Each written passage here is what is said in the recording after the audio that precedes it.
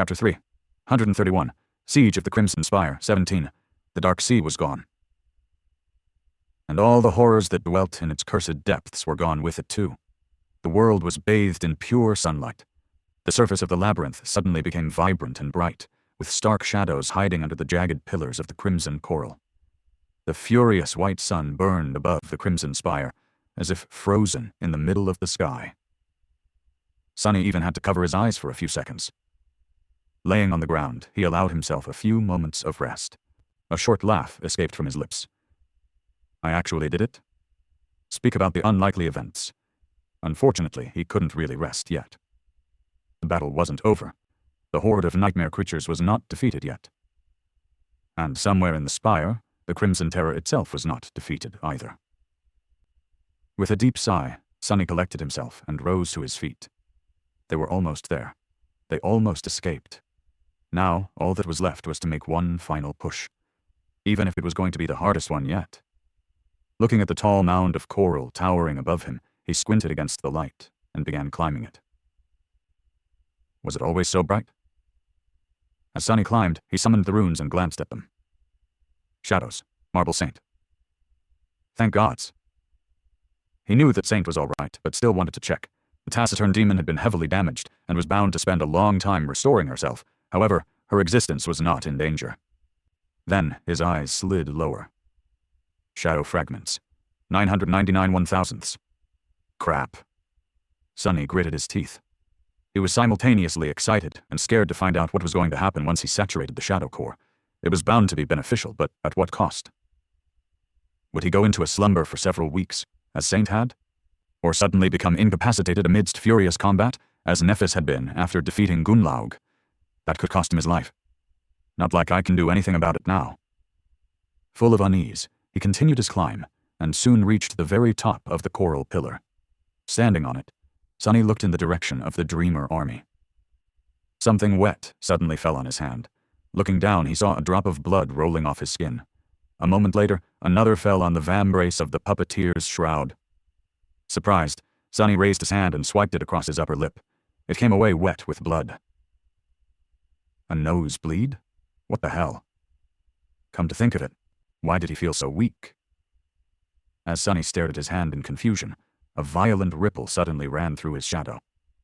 Across the deep moat that surrounded the island, the remnants of the Dreamer army were at the precipice of turning the tide of battle in their favor.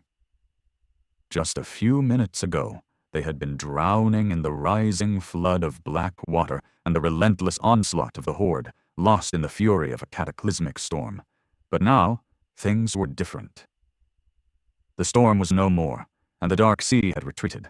The sun shined brightly in the sky, drowning the battlefield in its light. Bathed in it, the nightmare creatures seemed to become hesitant, almost sluggish.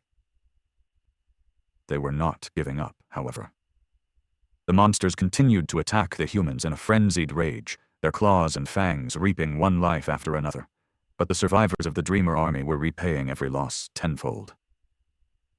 Reinvigorated by the exhilarating gift of sudden salvation, they steeled their hearts and fought with zeal, fervor, and murderous will. More and more nightmare creatures fell to their blades, and the horde did not seem to be endless anymore.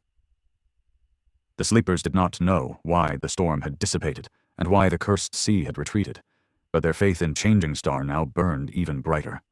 She had promised to guide them out of this hell, and somehow even the black water had capitulated to her radiant light. The victory was not impossible anymore. They could practically taste it. But Nephis herself suddenly stumbled and slowed her sword dance. A confused, alarmed frown appeared on her face. Dodging the claws of an attacking abomination, she thrust her sword into its maw, then jumped back. Free of the swarming monsters for a few short moments, she lowered her sword and looked at the sky. High above her, Kai was still alive. Somehow. What is happening? He had spent so long flying at a terrible speed, struggling against the crushing wind, dodging bolts of lightning and the cursed spire messengers, pushing the limits of both his body and mind. The exhaustion was catching up with him now, making it hard to think. Let alone react. He really, really didn't feel well. His whole body ached, and his vision was slowly turning blurry. A sickening feeling of weakness permeated his body. The storm had come out of nowhere, and then disappeared without a trace. The skies were blindingly bright. That was a relief. But the damn abominations were still there. At least they didn't look tireless anymore. In fact, the messenger seemed to be in as much of a sorry state as Kai himself. He wanted to flatter himself and assumed that it was because of his arrows. He had wounded the damned monsters many times after all. But no, it didn't make any sense.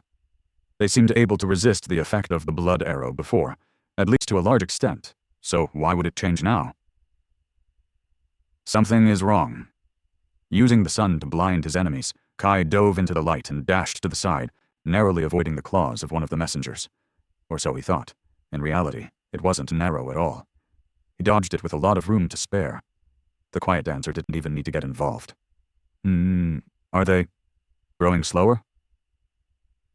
With a sudden feeling of unease, Kai hesitated for a split second, and then reduced his speed to take a good look at the terrifying creature. What he saw made him scowl.